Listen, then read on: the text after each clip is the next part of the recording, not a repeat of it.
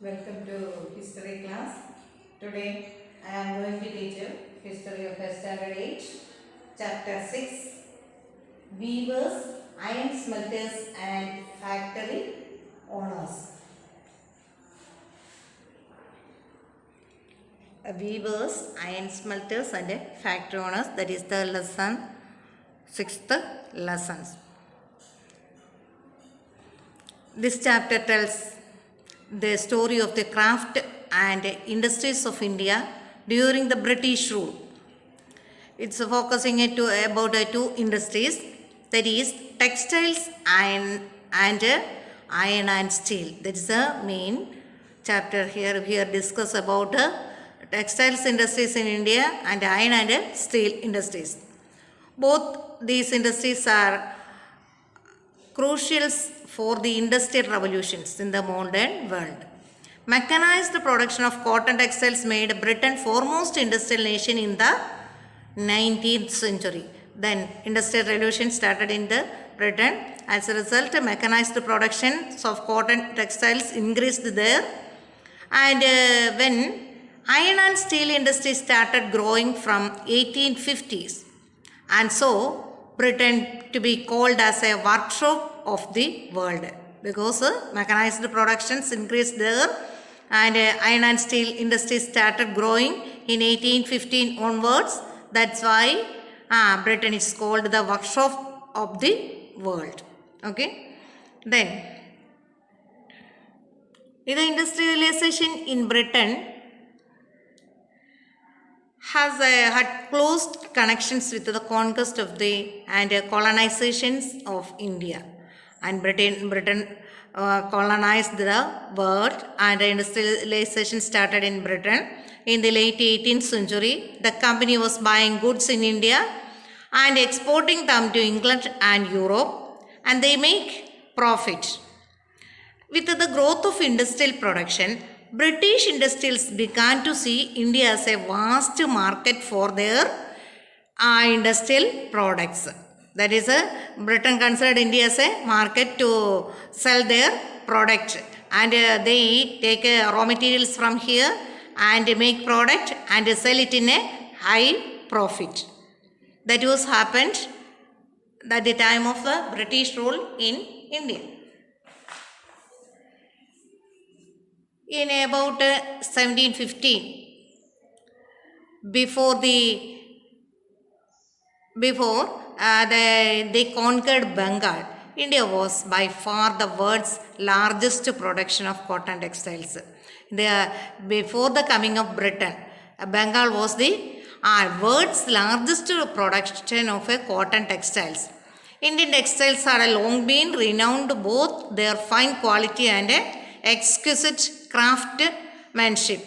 Then Indian textiles are a great demand because it had a fine quality. And when the Portuguese first came to India in search of spices, they landed at Calicut on Kerala coast, the south of India. Whenever the Portuguese, that is the first European came to India, that is the Portuguese, they came to Calicut, that Kozhikode was now called, that time called as Calicut. And the cotton textiles they took back to Europe along with the spices. They traded spices, and at the same time they bring also the cotton from India. And so this came to be known as calico. That is the first, that name derived from Calicut along with the cotton textile, and they came to be called as calico. That is, calico became the general name for all cotton textiles. But cotton textile general name aayittu calico thirnathu after the coming of this Portuguese.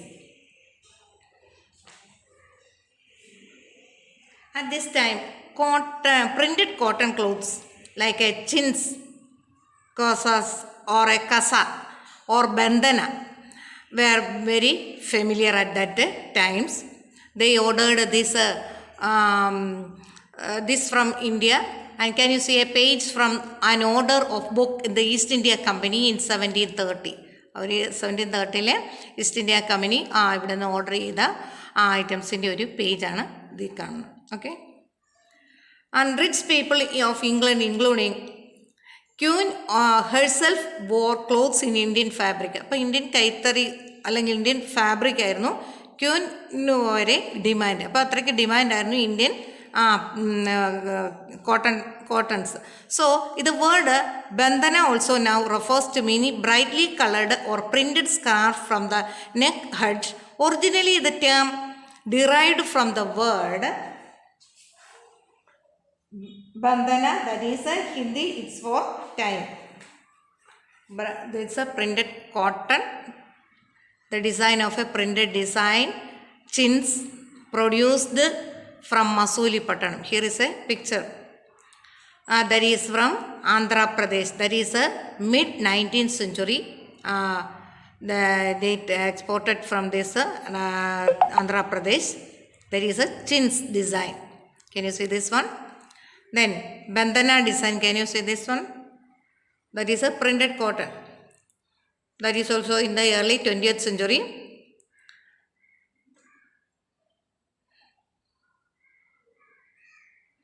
There are other clothes in the order book that were noted by their place of origin: Kasim Bazar, Patna, Calcutta, Orissa, etc.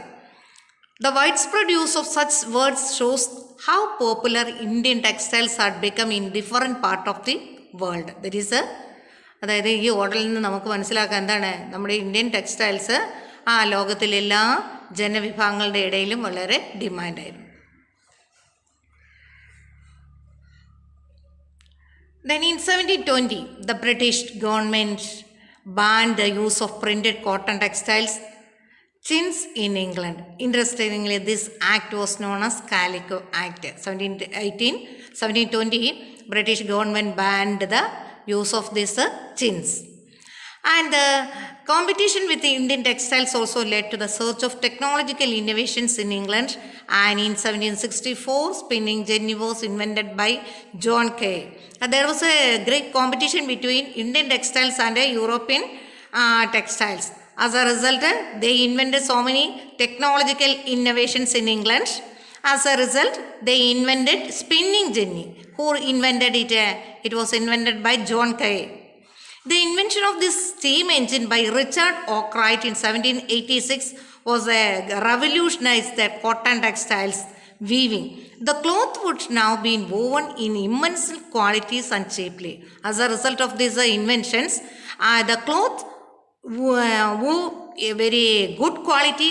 At the same time, it get at a cheap rate also.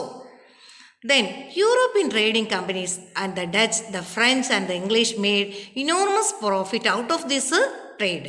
These companies purchased the cotton and silk textiles in India by importing silver. They purchased these cotton textiles and imported silver in India.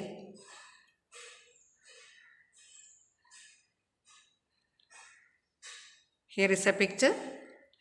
And a sea view of the Dutch settlement in Cochin in the 17th century. Okay.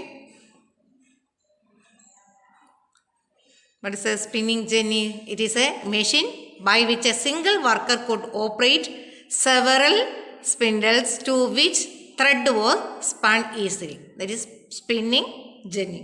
That was also invented at this time.